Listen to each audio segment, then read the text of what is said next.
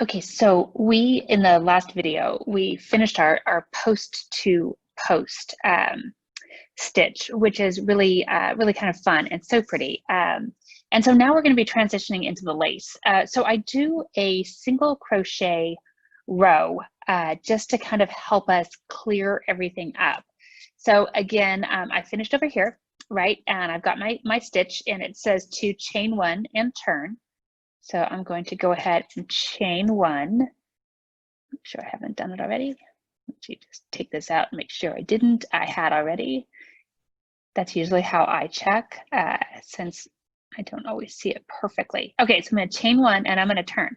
Now it says to single crochet into every single double crochet. And the key is by the time we're done with this, we want 66 single crochets. So I'm going to single crochet starting into the very first spot. So that little spot right there. So I'm going to come in here, do my first little single crochet, right? And all the way across. And we're just coming in easy peasy into each little space. Sorry, semi easy peasy, right? There we go. Each little space as we come across. And when you're all said and done, what we are going to want to see is 66 of these sort of V stitches going across the top. So if you have, you know, made a mistake somewhere along the line and either gained a stitch or lost a stitch, this is your opportunity to fudge something and to make sure that you have a clean slate when you start. And that's really, you know, that's really the key thing, is being ready.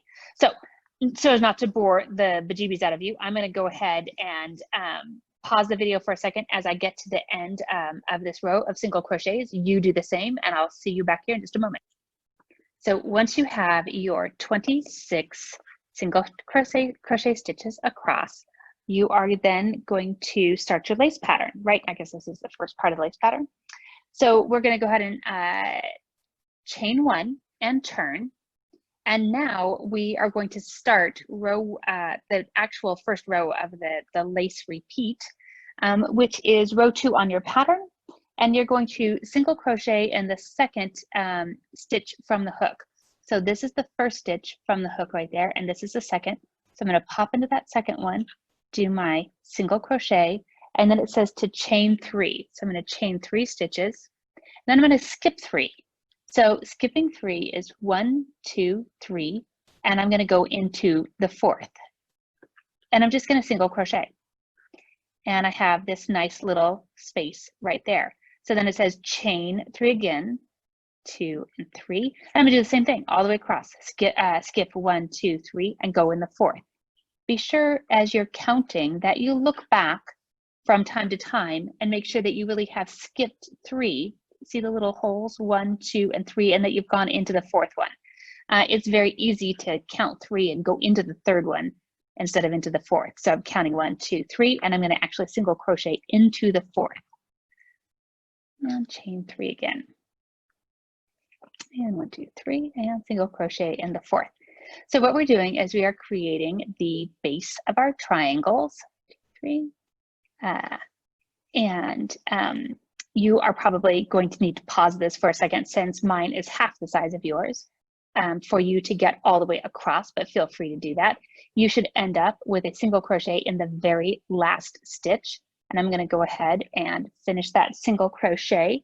And then it tells me to chain 1 and turn. So now I have these little chained spaces.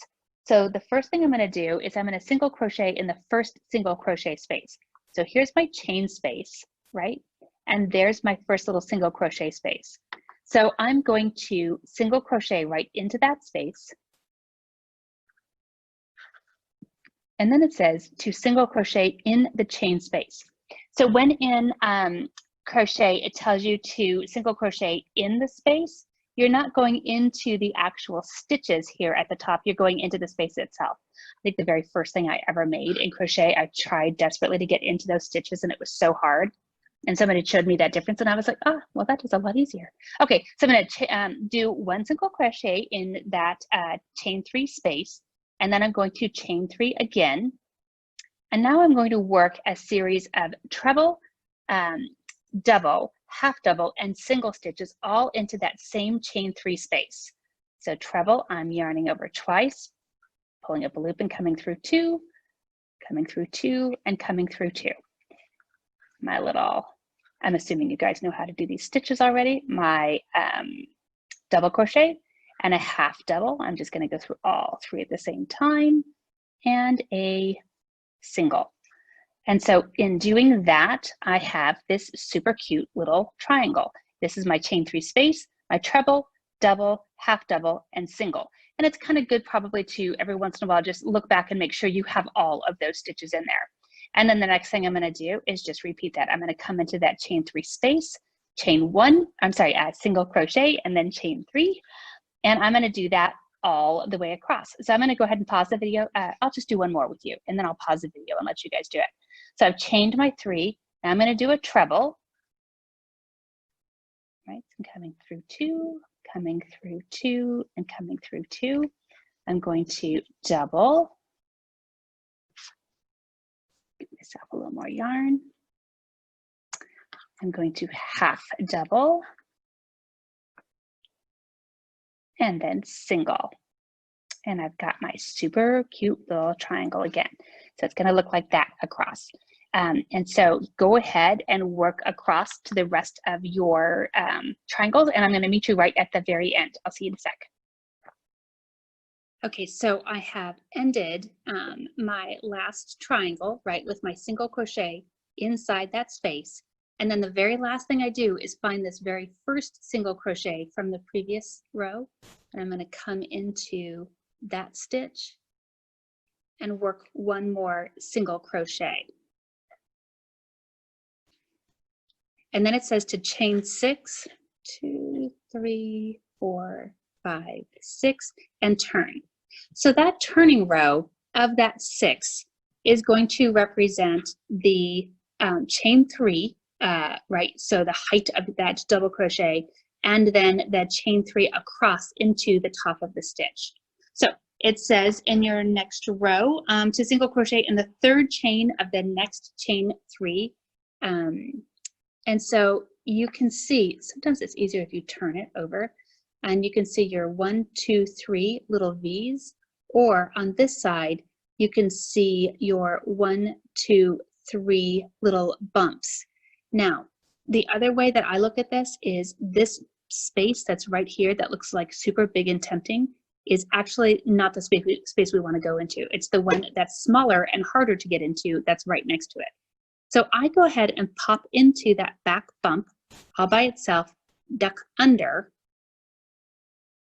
and then work my, my single crochet all the way underneath there. And that's what it should look like. You're trying to pull this chain 3 that we made on the previous row up so we get an even better, nice angle of that triangle. So I'm going to, once again, chain 3. There's a lot of chaining of 3 in here. You get quite good at chaining on this one.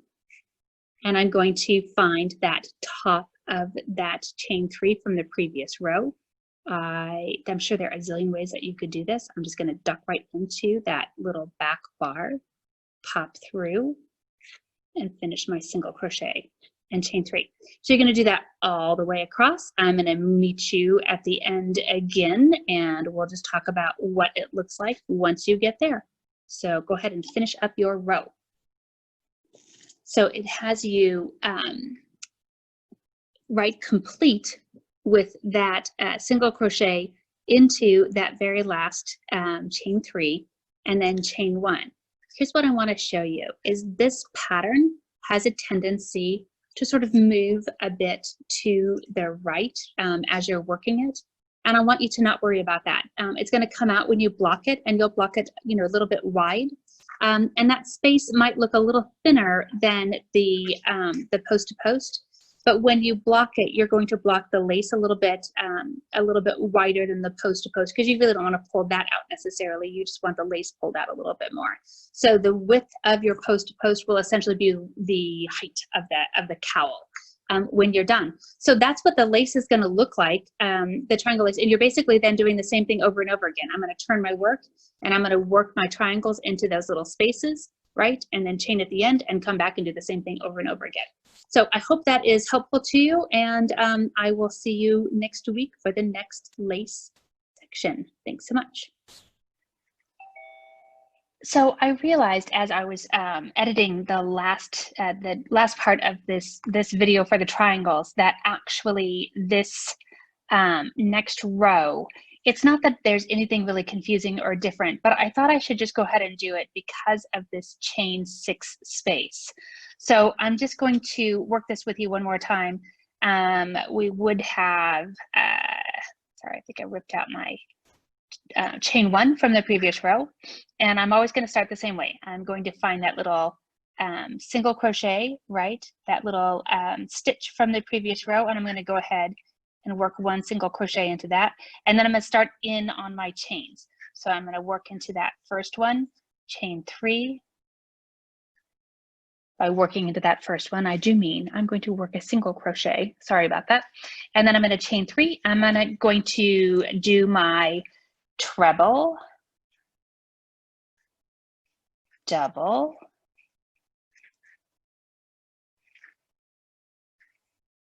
half double,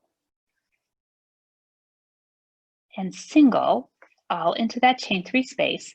I'm going to do that again all the way across until I get down to here. So I'm going to pause the video again and just let you catch up to that. I also realized at one point I referred to having 26 stitches. That's what I have on my itty bitty little sample here. So if you decide to do this in worsted weight at some point, it makes a nice little scarf. But you should still have 66. It's 66 the whole time, right? If you're ever counting like, you know, all the way across at a solid line, you're not really varying the number of stitches in terms of that. So I'm going to pause and I'll be back in just a sec. Okay, so I have all of my little triangles, right? And I'm now getting to my last, what was a chain 6 space from the previous row. So I'm going to work, assuming that the 3 that are going across the top are just like every other chain 3 that I have worked, right? So I'm going to go ahead and single crochet in it, chain 3, do my treble,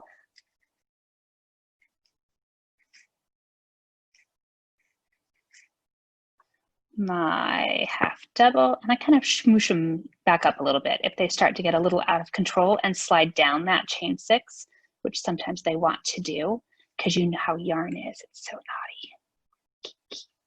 Okay, so chain, treble, half double, half double, and single. So I come all the way in, I do that, and then at the very, very end, it says to